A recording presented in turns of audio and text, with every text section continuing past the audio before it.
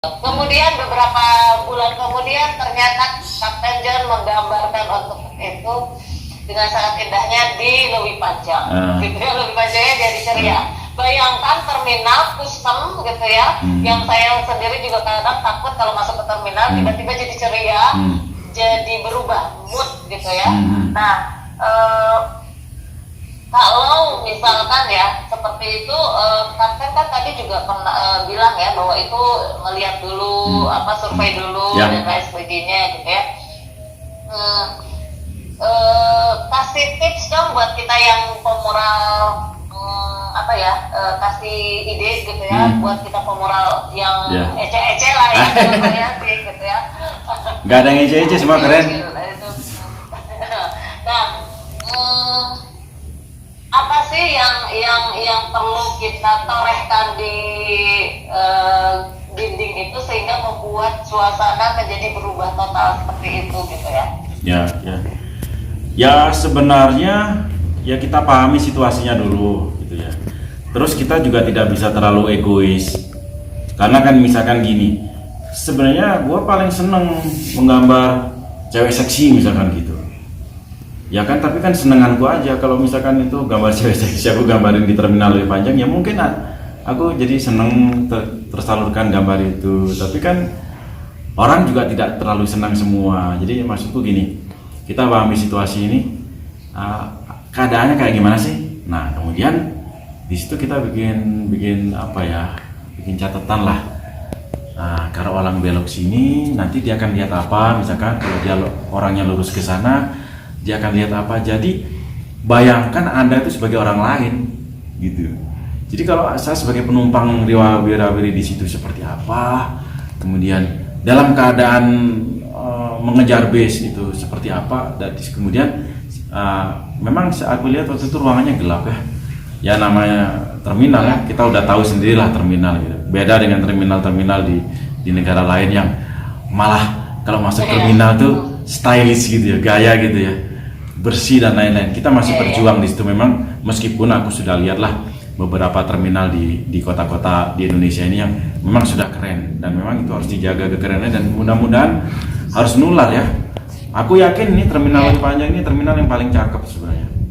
Nah, tinggal menjaga sebenarnya. Jadi kalau tipsnya, kita paham situasi, bayangkan kita jadi orang lain, kemudian ya kita harus membuat desain yang bagaimana ya calon penumpang ini suka aja, masyarakat suka aja. Makanya ya kita agak menekan ego kita ya. Jadi kita membuat sesuatu yang general yang kira-kira apa ya yang disukai bersama.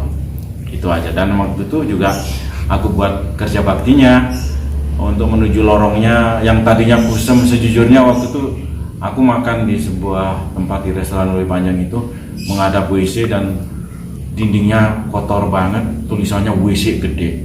Nah kalau sekarang Anda lihat di situ ada gambar ikan yang cakep sekali. Jadi kalau makan di situ lebih nikmat gitu loh. Nah ini yang kita harus create. Aku makan di sini lihat dinding WC kusem. Kok orang bisa, tapi sekarang begitu lihat gambar ikan dengan dinding yang cakep gitu, orang makan bisa berlama-lama. Dan orang sekarang kalau mau naik bis juga banyak yang telat tuh, kebanyakan diam foto-foto, jadi ketinggalan bis. Syukurin gitu.